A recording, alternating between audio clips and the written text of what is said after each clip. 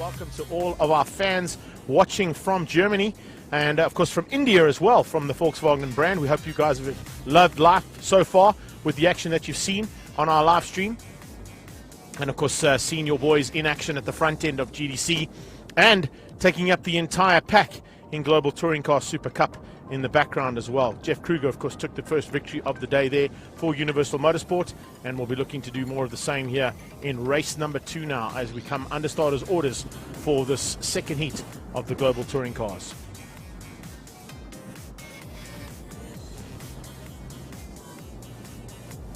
Final bits and pieces being done there on the grid, and of course final checks for the Toyota Corollas that are sitting in 3rd, 4th and 5th and 6th place on the grid. 4 Toyota Corollas joining the original one that Michael van Rooyen piloted last year for Team Gazoo Racing. He's now got Mandela Ndakani as his teammate in similar colours, in the Team Gazoo Racing colours, and then 2 Chemical Logistics Toyota Corollas of Robert Volk, and of course Scott Temple joining the Global Touring Car field for the very first time this season as he gets into grips with saloon car racing for his first time out. Normally a single-seater and a very capable single-seater, having won a couple of championships. Getting a little thumbs up there from Eric Schultz, our COC for Global Touring Cars and for the Utinga Polo Cup. As we get ready to go now. Interviews down in the pit lane there. Of course, Rob has just got back into the commentary booth here with me. A little bit of an electric feel here for the second start here, and I think possibilities of a bit more pressure from particularly Michael van Rooyen and Robert Volk after that incident. I didn't get to see Robert Volk in the break, and unfortunately don't know exactly what went wrong, but our summation of potential problems for Volk was that coming into the dog bone, it looked like he picked up a bit of debris off one of the cars. It cut into that Dunlop's tyre that they use, and unfortunately caused a slow puncture, which eventually burst going into turn 1, and he went off track and out of race number 1. Yeah, such a pity, because he was showing really good pace in that Toyota coming through the field and looking like he was really coming to grips with that car and starting to make his way to the front. We've had a lot of people ask on Facebook, Greg, why no BMs or Audis? Well, I can tell you that they're there and they are available. The problem is that a lot of the teams were kind of caught off guard on the lastminute.com call that they made here to bring Global Touring Cars into fruition for 2020. The original call was with the lockdown situation and the pandemic worldwide that Global Touring Cars would not have taken place this year. They were looking to start in 2021 and redo the championship there. But then, of course, with the successful launch of that class, Global Touring Cars SupaCup, it was kind of like, well, let's get the bigger cars out there as well. Volkswagen have spent millions developing those 2 GTI 8s at the front end, so they definitely wanted to showcase them as much as possible. Toyota, having 4 race machines ready to go, were also keen to get out there. But as I mentioned in race number 1, and if you weren't watching race number 1, you'll pick up on that comment if you go back and watch. Please do it and like and share all of the footage that we're putting out there so we can create a massive footprint on the exposure we're getting here for our classes. But as I was about to say, there are 4 BMWs and 2 Audis that are still sitting in the sidelines and could come and potentially boost this field. You know, you're sitting with 6 cars on the grid. It'll make it a 12-car grid for GTC. A couple of other guys that have sort of shown interest are Ford to build a GTC car at the front end. And I know that Ford and Toyota are possibly looking at options to get some Global Touring Car Super Cup cars sorted out for probably 2021 or into the future. And that, of course, is just going to grow this field even bigger and better. So it's GTI's 1 and 2, Toyota's 3, 4, 5 and 6, and then it's Polo Cup, Super Cup cars that line up for. What is the difference there between Super Cup and the GTCs or outright? Listen, basically the GTCs at the front end, they're a much more powerful car. They run with a slightly wider body. It's a Golf GTI 8. And there's not a lot of Golf 8s racing anywhere in the world. And I know for a fact that Mike Rowe from Volkswagen Motorsport has already had huge interest in both this GTI 8 race car as well as the Super Cup cars. I can imagine. And a lot of the Super Cup cars are participating in other categories as well to get the seat timing that's required to get used to that car. We're under starters orders. Basically, it's the power differential there between GTC and GTC Super Cup. These Super Cup cars all lining up, ready to go to battle as the 2 GTIs head down across the line with Michael van Rooyen trying to split the 2 of them into turn 1. Will van Rooyen have what it takes on the brakes? He does. Ooh. And here comes Volk alongside with him. Yeah, that's what we needed. Forcing Daniel Rowe a little bit wide into turn number 1, and he just loses out. Go. Is he going to have a go into turn 2? He has a big look into turn 2. Great start there from Robert Volk. Good start from Michael van Rooyen. It's Golf GTIs that are 1 and 4. Once again, it's Jeff Kruger who leads out in the Super Cup category.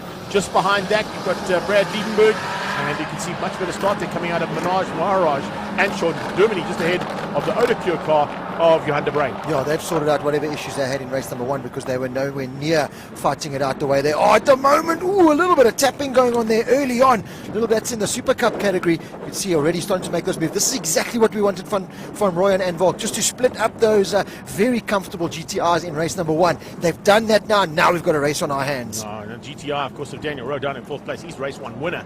That's definitely not where he wants to be. If we pick up just in the background as they come through the shot there, you'll see that Jeff Kruger still hangs on, but Brad Liebenberg was about to have a go, and I think we might have just missed out on that opportunity for the overtake. I think Liebenberg might have just dived through and overtaken Jeff Kruger into the hairpin. So it might be a change up in the lead there for the Super Cup class as we're watching 1 and 2 go out of the dog bone with Keegan Masters, the reigning champion in global touring cars. He was in a Jetta last year. He's in a Golf 8 GTI this year, and he's got that Toyota Corolla right on his tail. Watch out, we're going to wait for it. There it is. Yeah, confirmation. You're right. It is Brad Liebenberg who's got through on Jeff Kruger, and now Saul Hack onto the back end of Kruger in the Team Perfect Circle and Hack Racing Machine as he looks to close down on that Team Red Racing car in 2nd place. That's exactly what Liebenberg needed to do because Kruger had the rhythm in race number 1, and at Red Star Raceway, if you can break a Foster rider or driver's rhythm, you really are in with a shot, and that's exactly what Liebenberg's done there now. So that's going to be an almighty battle all the way down to the line, and that's exactly what's happened in the GTC category here now with the VWs not having it all their own way at the start of race number 2. Van Rooyen in the Toyota doing exactly what he needed to do, and Volk, we saw the pace in race 1, unfortunately had that problem with his tyre, but now he's right on it, up there in 3rd place. Can he now close that gap down on Van Rooyen? Van Rooyen had good early pace in race number 1. We're seeing it again here now. Can he get, what was that? That was locking up. Yeah, from Van Rooyen. Yep. He locked up into turn 2 there. Sorry to jump in there. No, he locked up big time there, and that's, of course, trying to bridge the gap that Masters has pulled on the 2 Toyotas. It's opened up a chance now for Volk to close him down. Volk kind of didn't capitalize on it. He probably was looking at a different line to go defensive on the attack coming from Daniel Rowe in the second of those GTIs.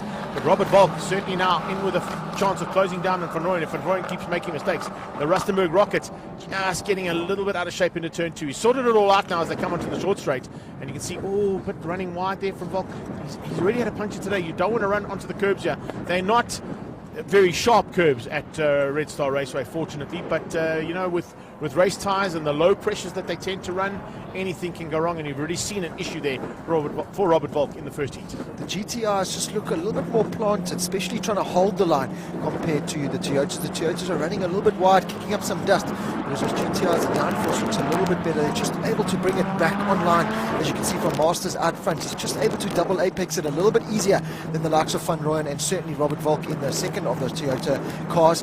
And Daniel Rowe just a little bit further back there. He's trying to make a move now. He's got to do something because he pretty much ran away with it comfortably in race number 1. He finds himself down in 4th place at the moment, so he's got to try and get moved. Let's see Toyota versus VW power down that back straight. Looks like the Toyota is able to hold its ground. That's good going from the new machine, and development coming in there, and the GTR just no answer down that straight, so they're going to have to try and get it in the tight and twisties here, but again, not much room to play with. Further back, this SMD exotic cars there of Sean Germany and Manoj Maharaj closing in on the back end of Jason Campos. Campos now starting to close onto the back end of the same note, and that's the fight, of course, for what is going to be 4th place on track for the Global Touring Car Super Cup class. At this point in time, Jeff Kruger in 2nd place. There we go, back to that battle coming out of the chicane into the start finish line. There you go. Brad Liebenberg, Jeff Kruger, Saul Hack. Then you got Andre Mercedes tucked in behind Jonathan Lachotzi. Campos is on his tail. Manoj Maharaj ahead of Sean Germany, and Johan de Bruin, last car across the track. Now there we go. There is that battle that we're talking about. Jason Campos looking a little bit racy. Andre Bazan, but still ahead of him. We saw that battle in race number 1 as well. Looks like Maharaj has got his car sorted out, the problems he had in race number 1. There is Jeff Kruger trying to get ahead now of Bradley Liebenberg. Liebenberg's played this to perfection. He's upset Jeff Kruger. Kruger's not used to this. You can see a big flame coming out of that car as the GTC's now onto the backstreet. And again, the Toyota's just running wide compared to the GTRs. So they're giving it their all here. And Robert Volk wanting that podium. He lost out in race number 1 for that podium. But like you said, you don't want to be doing that too often because he knows all too well what can happen with these tyres. If they just get a little bit of tear in them, they can just eliminate. But it's a brilliant drive. Look at Van Rooyen. At one stage, it looked like he was dropping off the pace of Masters. Looks like he's gathered himself up now, taking a breather, and he's right in the mix again. He's putting the pressure onto the back end of Keegan Masters and certainly closed that gap down. 57 threes out of both those top 2 cars. And making them evenly matched. And Robert Volk not only an answer to them at this stage, he did have a tendency to close that gap down, but he's now having to go defensive to keep out Daniel Rowe. Daniel's son, race 1 winner, looking for a chance to possibly get up onto the podium again if he can. But he's got a bit of work to do to catch the back end and get past. But look at that. Oh, this time, first time we've seen a glitch in the armor there for the GTI, running wide ever so slightly. That's how hard they're starting to push. You can see Daniel now trying to use lines, if not late braking maneuvers, to get through on Volk. I can tell you right now, Daniel Rowe, if you want to get through on Robert Volk, you're going to have to have had your breakfast early in the morning. Robert Volk is a very, very seasoned campaigner. He has spent oodles of time in various manufacturers as well as in single-seater racing, multiple South African champion in single-seater racing, and certainly the last of the late breakers. That I can tell you. Daniel Rowe, though, got very close to the back end, was trying to pick up as much slipstream as possible. There's no push to pass or anything on these cars, because I think that's going to come into play, especially in the SupaCup cars. They're going to have to use those. SupaCup cars have got it for sure, yeah. So the global touring cars. I'm not quite sure on the amount they've got. The numbers, yeah. I know with the SupaCup, I think it's the same as the Polo Cup. The championship leaders will have one less to use than they do in the entire pack. But there you can see Scott Temple, second of the Chemical Logistics Toyota Corollas. Nice welcome for him into global touring cars. And he'll be loving life as he gets better and better behind the wheel of that car.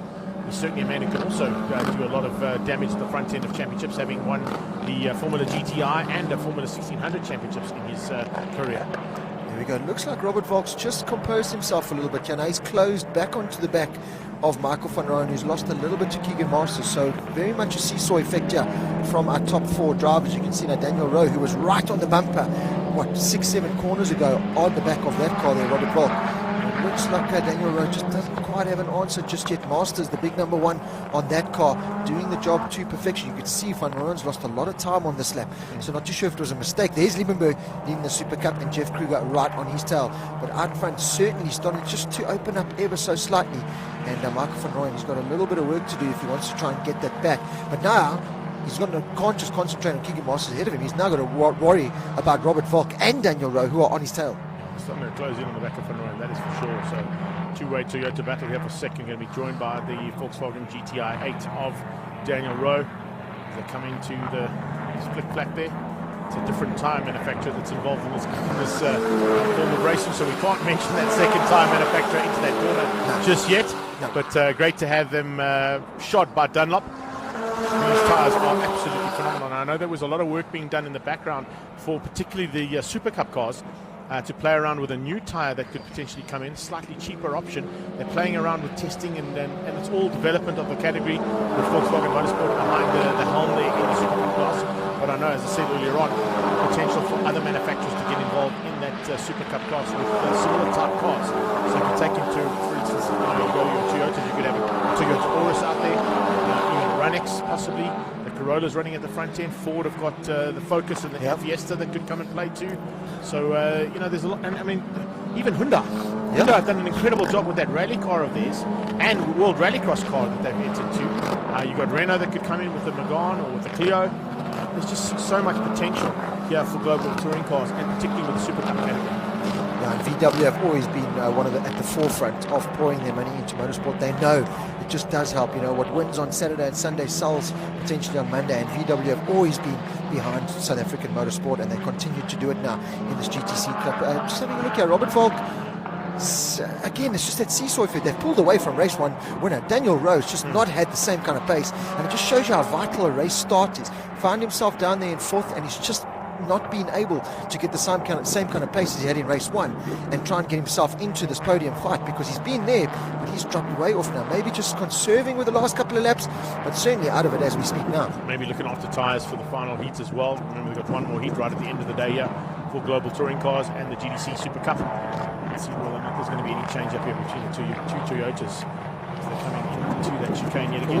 Van Rooyen running wide. That's going to give Volk a chance. That's going to Volk's going to get good drive out of that chicane. And heading across the line, potentially could go for an overtake. Comes up alongside the Team Gazoo Racing Toyota Corolla. Oh, that's going to be tight. On the brakes, but Van Rooyen slams the door and says, no, this is my line into turn 1. I'm going to hang on second place just for a little bit longer. We saw it in race number 1 as well. At some stage, Michael van Rooyen did look like that Toyota got a little bit heavy under the steering wheel, especially going into that final chicane. Just wasn't able to bring it back as well as some of the other cars. And remember, Volk will have a brand new tyre on there. He'll have a lot less used rubber on that car of his compared to the other drivers around him. So using it to full effect. And look, again, there comes the VW of Rona. Your race one winner is starting to close the gap. Van Rooyen is just starting to slow that pace up ever so slightly, because you can see Keegan Masters out front has got away. Liebenberg is pulling one over Jeff Kruger's eyes here. Yeah, so it's going to be basically the same as what happened at SupaCup, 1-for-1 between the two of them, and the championship will basically stay on a similar field of play and on the similar points by the time we finish up today, depending on what happens in the race 3. Remember, at SupaCup there were only 2 heats of SupaCup, so and of course they were joined by the Car Care Clinic 111's GT Sports and Saloons as a combined race on the one day there too, just to boost the field slightly. But take nothing away here from Robert Volk.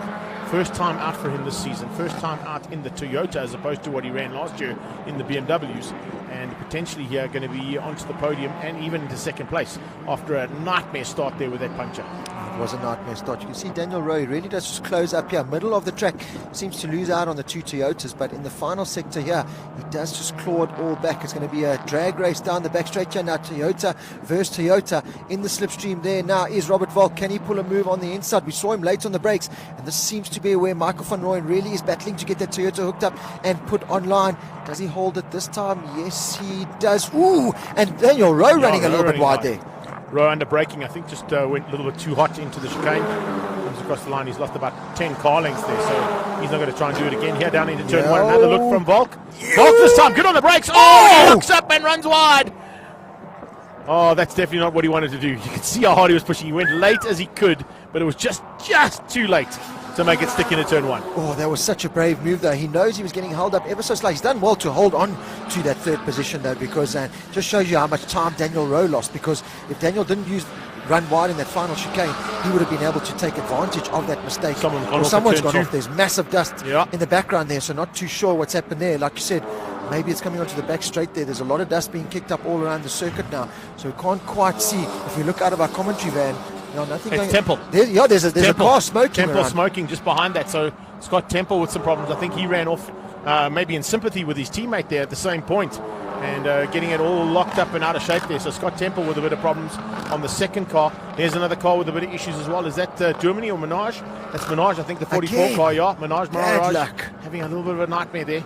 There goes Volk once again, absolutely hauling, trying to close down on the back end of Michael van Rooyen. And Van Rooyen doing a super job of defending here, but how much longer can he defend for? They've got a lap and a half to go, and Michael van Rooyen has got his work cut out for him here.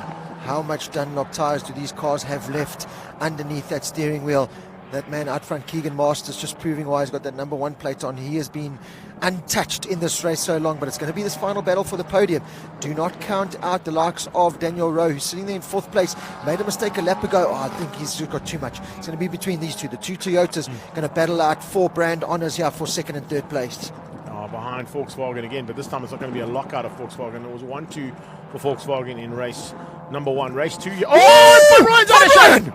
Van Rooyen's out of shape. The Toyota Gazoo racing machine gets completely locked up into the chicane. Hopefully he gets it going quickly. You won't lose out too much. He's probably going to drop down to possibly 4th. Scott Temple still coming, remember, even though he's got an ailing car. So it's Volk now into 2nd place with a lap to go, and Daniel Rowe up into 3rd. So Rowe now gets gifted 3rd place after a big mistake there from Michael van Rooyen, who just got it all locked up heading into 12 and 13. That little chicane that brings him to the start-finish line. And that is a huge mistake there from Michael van Rooyen. The Rustenburg Rocket just getting it locked up and all out of proportion going into that final corner. And we said he was looking a little bit ragged in that final chicane, and that's exactly what's happened there now. He's really battled getting it through there, and he lost it early on though. It's like he almost missed his brake marker, had to lock it up, got it spun out, did well to kind of keep it all in check and not anything else happen. But that has cost him a pretty certified podium that he had there. And Daniel Rowe now counting his lucky stars, and VW again looking at 2 more podium finishes. I'm just looking to see whether or not he did survive and stay ahead of Temple. He's just gone past us out of our window. He's just ahead of the battle there for the GTC SupaCup cars. I don't know if Temple's pulled into pit lane or if he's still circulating. I think he might be circulating, but he's just up the road there. Van Rooyen in 5th place, but not where he wanted to be, that is for sure. It's Keegan Masters, though, who is now into the closing part of the 2nd heat of Global Touring Cars. And it's going to be 1-for-1 for the 2 Volkswagen Motorsport machines here for their debut in Global Touring Cars. This championship opening up with a win for Daniel Rowe. It's going to be a win for Keegan Masters, shared honours so far for Team Volkswagen Motorsport. And Robert Volk now gifted.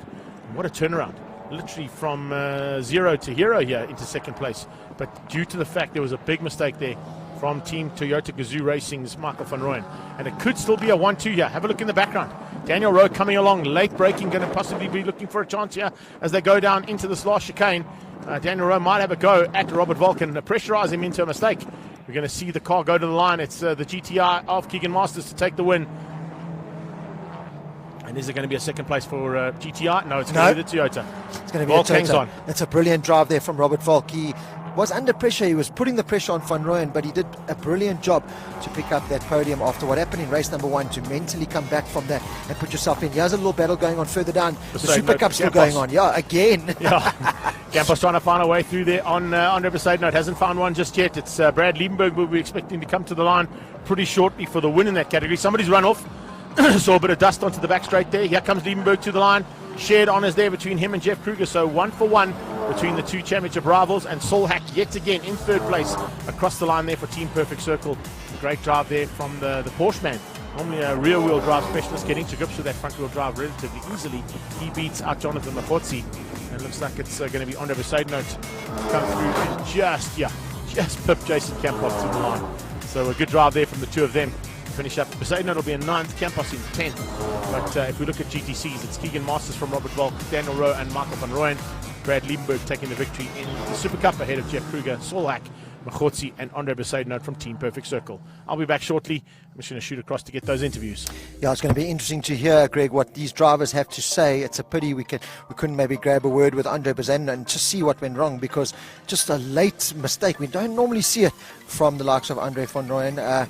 Right at the end there, and he just lost it and spun out, and that gifted the podium, especially to Daniel Rowe, who just didn't have the pace. I'm going to be keen to hear what the second of the VW drivers has to say, because from his race 1 antics, where he pretty much dominated from the start to the finish, just didn't have the pace here in race number 2. So going to be interesting to hear what they have to say. Keegan Masters, he certainly found something between the two heats, because he found himself at the front end and comfortably at the front end of race number 2 of the GTCs. In the SupaCup category, it was a brilliant race. That's exactly what Bradley Liebenberg had to do. He had to get in the face of Jeff Kruger early on, and that's what he did. And it just shows you how important it is to upset the rhythm of a Foster driver or rider here at Red Star Raceway. Just over 4 kilometer track, if you get into a rhythm here, it's so hard to stop somebody. But if you just break that rhythm, exactly what Bradley Liebenberg did, just get them thinking about something, and you could potentially put yourself on top spot, and that's exactly what happened. So more action-packed racing action still to come your way. Remember, we still got the third heat of the GTCs and the SupaCup class, and we have the third heat as well of the Polo Cup category, Utanika Polo Cup category coming up later. So I'm looking forward to that. That's been fantastic racing. Race number 2 was action-packed. There's going to be a lot of cars with duct tape on them for race number 3. So look out for that. And all the bike racing is done for the day, but still plenty of four-wheeled racing action coming your way. We've got the Formula 1600s, the InvestChem Formula 1600s coming your way in a few minutes' time.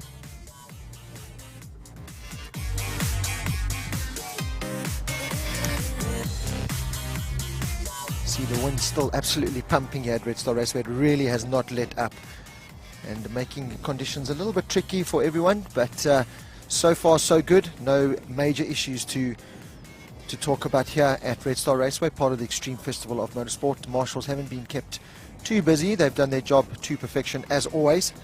As you can see, Greg Maloney and Claudio just getting ready to go do the pit interviews with the top 3 drivers from this SupaCup and of course the GTC category.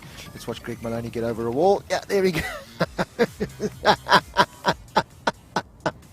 Oh, Greg's not going to like that shot. Our director's staying with that shot of a Greg Maloney trying to get over a wall. So brilliant stuff there, just to add to the excitement. There's the camera down in pit lane. We just wait for our drivers to come there, and then Greg Maloney will catch up with him. So give us a few minutes. Straight after those interviews, we'll take you into race number 2 action of the InvestChem Formula 1600s and Formula Fords. And then, like I said, we've got the Unterninger Polo Cup category still to go, and race number 3 of the GTC still to come up. So still plenty of racing action coming your way, and we're going to bring it to you live and uncut right here from Red Star Raceway.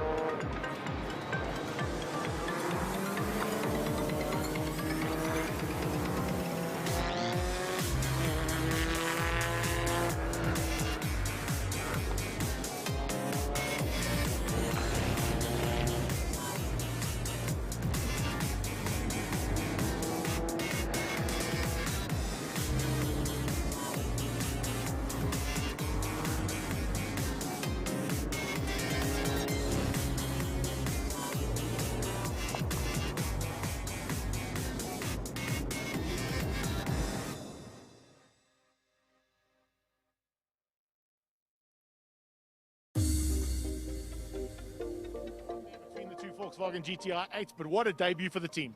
Yeah, look, it definitely shows how well performing these cars are, and the Golf 8, the new Golf 8 GTI is just such a brilliant car.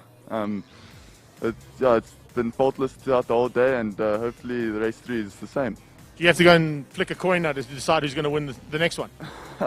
No, it doesn't work like that. Good luck with the next one. And Thank we'll you. see Yeah. possibly on the top of the podium again. Awesome. Thanks. Yeah. Hopefully. Yeah.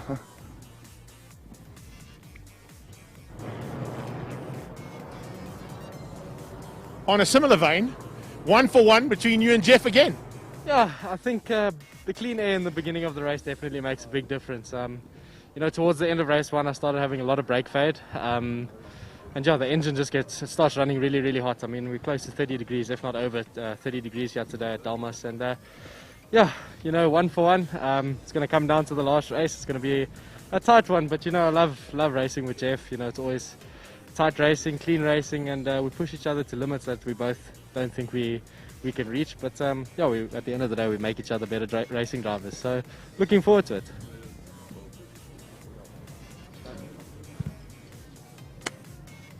Good job.